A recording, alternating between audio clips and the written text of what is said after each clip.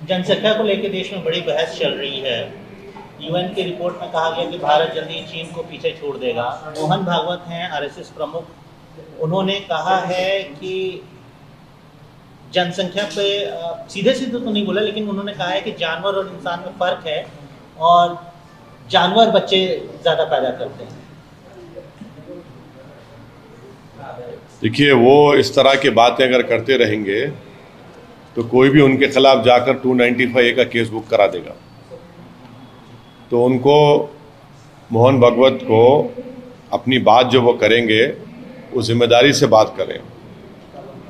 वो इंसान, जो औलाद इंसान को होती है, उसको जानवरों से मिला दे रहे हैं, ये क्या बात है। और दूसरी बात यह है कि मोहन भागवत को ये जानना चाहिए कि भारत में वो जाकर मालूम कराएं कि कितने फर्टिलिटी के क्लिनिक्स खुल चुके हैं, कितने माँ बाप परेशान हैं जिनको औलाद नहीं हो रही है, जिनको बेटा या बेटी नहीं हो रही है। और भारत सरकार को तो एक कानून बनाना पड़ा उसके ऊपर, सरोगेसी के ऊपर। मोहन भागवत साहब ये क्यों नहीं बोलते कि यही मोदी सरकार ने जो बच्चों का दूध होता है उसको कमर्शियलाइज कर दिया मोदी सरकार ने। इस पर नहीं बोलेंगे कुछ वो। ये भारत का कल्चर है कि एक माँ के दूध को लेकर बेचा जाए। और फिर वो इस मुद्दे पर एक और बात मोहन भागवत साहब को, जो जानते हैं मगर अपनी आंखें और दिमाग पर पर्दा डाल देते हैं। क्या ये बात सच नहीं है मोहन भागवत साहब कि भारत का TFR रेट गिरा है?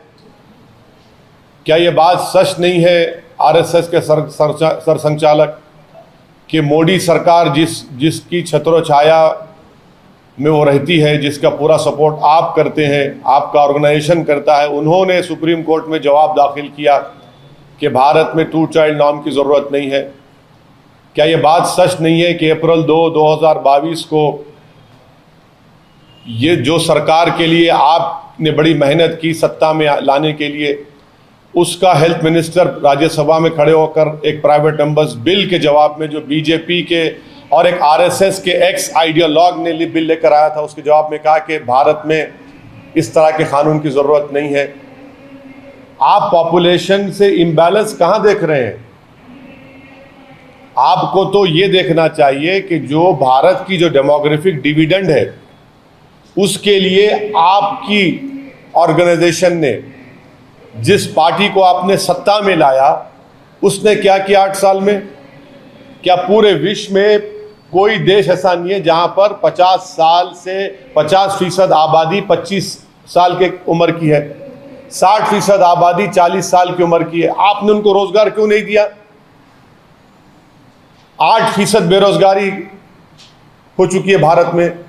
पूरे विश्व में सबसे ज्यादा बेरोजगार युवा अगर है तो भारत में। इस पर बात करें ना मोहन भागवत साहब। जिस पार्टी को आपने सत्ता में लेकर लाए हैं, 8 साल से 60 लाख नौकरियां केंद्र सरकार में, और आज प्रधानमंत्री कहते हैं कि 2 साल में 10 लाख देंगे। भाई वो क्यों नहीं देंगे पूरे 60 लाख? आप पॉपुलेशन के बारे में बार बार आप बात करके एक समुदाय के खिलाफ नफरत आप पैदा करते हैं। लेकिन सर, आप पॉपुलेशन रेगुलेशन को क्यों अपोज कर रहे हैं? ये तो हम चाइना को भी पीछे छोड़ क्या पॉपुलेशन की वजह से मोदी सरकार चीन जो 1000 स्क्वायर किलोमीटर की भारत की जमीन पर कब्जा करके बैठा है पिछले 2 साल से, पॉपुलेशन की वजह से नहीं हटा पा रही उनको? क्या पॉपुलेशन की वजह से भारत के प्रधानमंत्री चीन का नाम लेने से डरते हैं? आप लोग इस बात को समझिए, जो गलती चीन ने की वो भारत को नहीं करनी चाहिए। आप लोग बार बार चीन क्यों, पॉपुलेशन आगे बढ़ जाएगा तो कभी जाकर हैदराबाद हो, दिल्ली हो, मुंबई हो, पुणे हो, जाकर फर्टिलिटी सेंटर्स में पूछिए उन माँ बाप से, पूछिए कि किस तरह तड़प रहे हैं वो लोग औलाद के लिए। पूछिए कभी जाकर, आप उस पर भी स्टोरी करिए। सर, क्या भारत सरकार अगर 2 बच्चों का कानून लेके आती है तो आप उसको समर्थन? मैं बिल्कुल समर्थन नहीं करूंगा, क्योंकि ये भारत के हित में नहीं होगा। और खुद मोदी सरकार जो ये बात कह चुकी है ना, सुप्रीम कोर्ट में आपने एफिडेविट दिया, पार्लियामेंट में आपके हेल्थ मिनिस्टर ने कह दिया, अब आप हेडलाइन चलाएंगे ओवैसी ने यह कहा है। आपको ये हेडलाइन चलानी चाहिए कि ओवैसी ने वो बात कही है जो मोदी सरकार ने पार्लियामेंट में कही और सुप्रीम कोर्ट में एफिडेविट दाखिल किया था इस बारे में, जो सही था वो एफिडेविट। खुद ब खुद भारत का पॉपुलेशन TFR रेट डिक्लाइन हो रहा है। 2030 तक भारत का पॉपुलेशन स्टेबलाइज हो जाएगा, मगर जितनी चीख पुकार, जितनी पेट में और सर में दर्द जो हो रहा है उन लोगों को, अरे जरा तो शर्म रखो। जो डेमोग्राफिक डिविडेंड भारत में है, हमारे भारत की 50% आबादी 25 साल के कम उम्र के युवाओं की है, कुछ तो करो उनके लिए। मोदी सरकार ने क्या किया बताओ? 60% आबादी 40 साल से कम उम्र की, आपने क्या किया 8 साल में बताओ? इस पर डिबेट होनी चाहिए। बेरोजगारी इस मुल्क का सबसे बड़ा बर्निंग मसला है। अब रहा सवाल, मोहन भगवत साहब ने यह भी कह दिया कन्वर्जन। क्या कन्वर्जन से भारत को क्या ताल्लुक? मोहन भगवत साहब बताइए, मोहन भगवत साहब के क्या भारत का कोई रिलीजन है? भारत का कोई रिलीजन नहीं है। भारत सब रिलीजन को मानता ही है, भारत की खूबसूरती है। भारत का कोई रिलीजन है क्या? आप चाहते हैं कि भारत का एक रिलीजन हो जाए, RSS चाहती कि भारत का एक रिलीजन हो, एक कल्चर हो, एक जबान हो। ये नहीं हो सकता। इसलिए नहीं हो सकता क्योंकि भारत एक मल्टी कल्चरल मुल्क रहा है और रहेगा। क्या आप साउथ की तहजीब को नॉर्थ में फोर्सबली इंप्लीमेंट कर सकते? नहीं कर सकते। क्या आप एक रिलीजन को इंप्लीमेंट कर सकते? नहीं कर सकते। भारत की खूबसूरती है। अरे भाई, आप इतना डर क्यों रहे कन्वर्जन से? मुझे समझ नहीं आ रहा मोहन भगवत साहब। डरने की बात क्या है? कन्वर्जन तो एक इंसान का चॉइस है ना। चॉइस तो भारत के संविधान में फंडामेंटल राइट है। पुट्टू स्वामी जजमेंट के बाद मोहन भगवत साहब, चॉइस एक फंडामेंटल राइट बन चुका है। कोई मजहब चेंज करेगा, उससे तकलीफ क्या आपको क्या हो रही है? कोई भगवान को नहीं मानता, नहीं मानता, ठीक है। यही तो खूबसूरती है भारत की। और देखिए मोहन भगवत साहब, एक बात याद रखिए, हिंदुत्व में और भारतीयता में बहुत फर्क है। हिंदुत्व में और भारतीयता एक नहीं है मोहन भगवत साहब। ये दोनों अलग अलग चीजें हैं। सर, क्या आप कहना चाह रहे हैं कि कन्वर्जन सही है? अगर आपका मन लगता है कि मैं कन्वर्ट करना चाह रहा हूं, तो मैं कौन होता हूं रोकने वाला आपको? मैं कौन होता हूं रोकने वाला आपको? कन्वर्जन जबरदस्ती पे होते हैं। अगर देखिए सुप्रीम कोर्ट के जजमेंट्स हैं, किसी कन्वर्जन छोड़िए, किसी पे भी जबरदस्ती नहीं कर सकते आप। भाई, आप तो नाम पूछकर मारते हैं, वो जबरदस्ती नहीं है। गोश्त रखने के शुबे में आप वीडियो बनाकर मारते हैं, वो क्या है फिर? अगर कोई कन्वर्ट होना चाहता है, जैसा कि एक वो एक्स उत्तर प्रदेश के वक्फ बोर्ड चेयरमैन थे, वो कन्वर्ट हो गए, उस पर मोहन भगवत बोलो, उस पे बोलिए। अरे उस पे बोलेंगे नहीं? हाँ, वहां मर्जी आ गई, वहां मर्जी आ गई। प्यारे, क्या बात है, वाह वाह। आपकी मोहब्बत सलामत रहे उस आइडियोलॉजी के लिए। से होते हैं, उसके लिए वही तो प्रॉब्लम है। मोहन भागवत साहब ने ये भी कहा कि पॉपुलेशन के मुतालिक उन्होंने ये बात बोली कि जनसंख्या पैदा करना सिर्फ जानवरों का काम है। मतलब सुनिए, मोहन भगवत साहब को संविधान पढ़ना चाहिए। आप संविधान को कब माने हमको मालूम। अब भारत 75वीं आजादी यौम आजादी मनाने जा रहा है। तिरंगे को आप कब माने? ऑर्गेनाइजर पढ़ लो आप। आपने 3 रंग के बारे में आपके उस वक्त के सरसंचालक ने क्या कहा था, वो पढ़ लो आप। जनगण मन के बारे में आपके उस वक्त के सरसंचालक ने क्या कहा था, पढ़ लो आप। मोहन भगवत साहब, मेरी आपसे गुजारिश है कि डायरेक्टिव प्रिंसिपल्स पढ़िए भारत के संविधान के। आप लोग के दिमाग में खाली 44 घुसा हुआ है। क्या डायरेक्टिव प्रिंसिपल में नहीं लिखा गया कि जो कमजोर होगा उसको ताकतवर बनाया जाएगा? सोशली कमजोर होगा, ताकतवर बनाओ। इकोनॉमिकली कमजोर होगा ताकतवर बनाओ, पॉलिटिकली कमजोर होगा ताकतवर बनाओ। यही तो बात है, इक्वालिटी अमॉन्ग इक्वल्स की बात करता है संविधान। ये समझते नहीं, समझना नहीं चाह रहे इन चीजों को, जानते हैं मगर अपनी आइडियोलॉजी उन पर इतना गालिब आ चुकी है कि किसी को सच्चाई को दूसरी सच मानते ही नहीं है, बस अपने आप को सच मानते हैं। सच्चाई संविधान है, उसको मानना पड़ेगा। सर, ये अभी संसद में अनपार्लियामेंट्री वर्ड्स के बारे में कहा जा रहा है कि आपसे अब एक बात सुनिए, हम तो जो किताब जिन्होंने छपाया उनसे हम रिक्वेस्ट कर रहे कि भाई प्रोसीजर पे तो बात कर लो, पार्लियामेंट के रूल्स पे तो बात कर लो। बिल आता है सरकार का, एक ही दिन में बिल आता है, मेंबर्स कैसे पढ़ेंगे? और उसको स्टैंडिंग कमेटी रेफर नहीं करते, वो क्या रूल प्रोसीजर में नहीं है? रूल प्रोसीजर के तहत स्टैंडिंग कमेटी, अब स्टैंडिंग कमेटी रेफर नहीं करते। और अनपार्लियामेंट्री वर्ड के दूर की बात, वो अहम नहीं है, कंटेक्स्ट अहम है। कंटेक्स्ट, जो कंटेक्स्ट होगा अहम है। अब कंटेक्स्ट क्या है कि मैं बोलूंगा कि मैं मोदी सरकार पर फूल फेंक के मारूंगा क्योंकि आपने नौजवानों को बेरोजगार बना दिया। मैं कहूंगा पार्लियामेंट में खड़े होकर कि मैं देश के प्रधानमंत्री और उनकी सरकार पर फूल फेंक कर मारूंगा क्योंकि देश के युवाओं का मुकद्दर बेरोजगारी बना दिया। तो क्या फूल को अनपार्लियामेंट्री बना देंगे आप? मारूंगा उसके नहीं, फूल अच्छा, फूल बरसा के मारूंगा। और ये कहूंगा कि भाव फूल बरसाओ मोदी सरकार पर कि उन्होंने भारत के नौजवानों को बेरोजगार बना दिया। तो क्या अनपार्लियामेंट्री हो जाएगा? कंटेक्स्ट इंपॉर्टेंट है।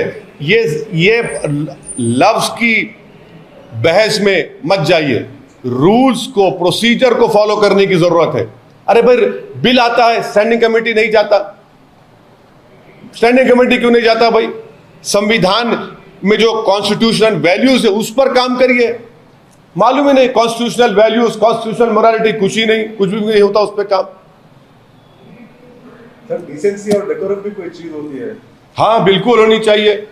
ये डिसेंसी और डेकोरम है कि आप उसी दिन बिल ला लेते हैं, स्पीकर साहब से रिक्वेस्ट कर लेके मना लेते और उसी वक्त आप पास कर लेते, नाम पढ़ सकते, नाम समझ सकते।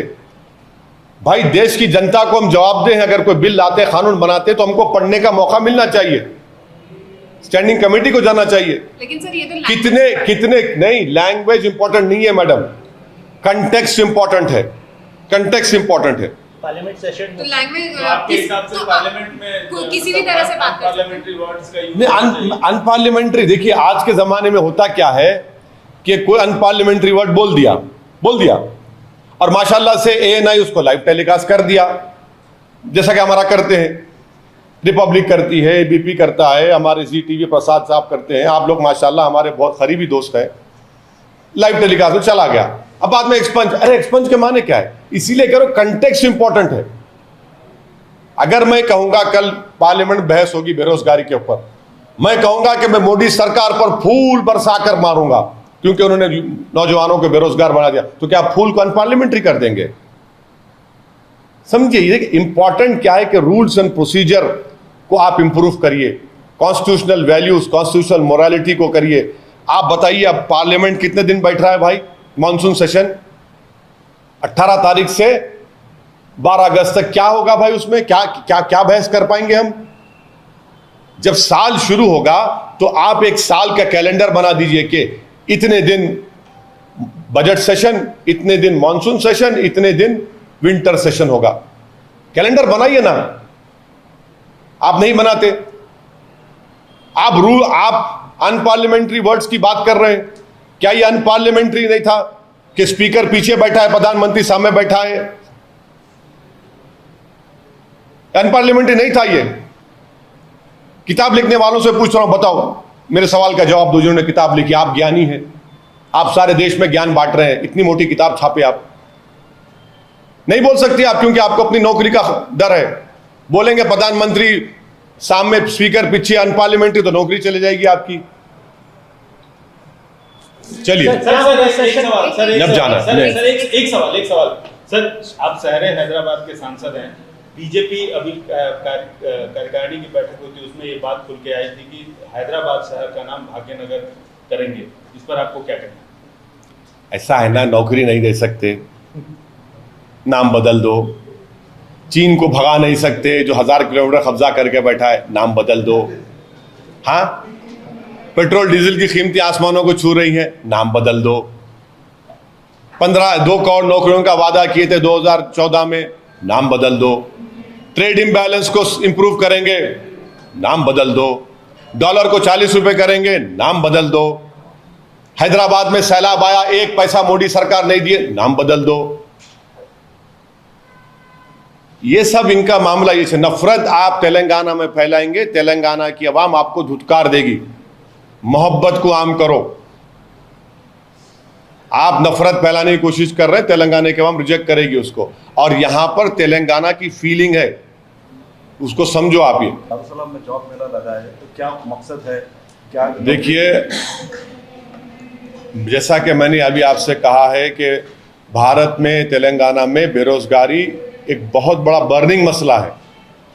और अगर हम युवाओं को सही राह नहीं दिखाएंगे, उनकी उस उम्र के हिस्से में उनको कंस्ट्रक्टिव और तामीराती काम की तरफ उनको लेकर नहीं जाएंगे, तो सोसाइटी में इंस्टेबिलिटी पैदा हो सकती है।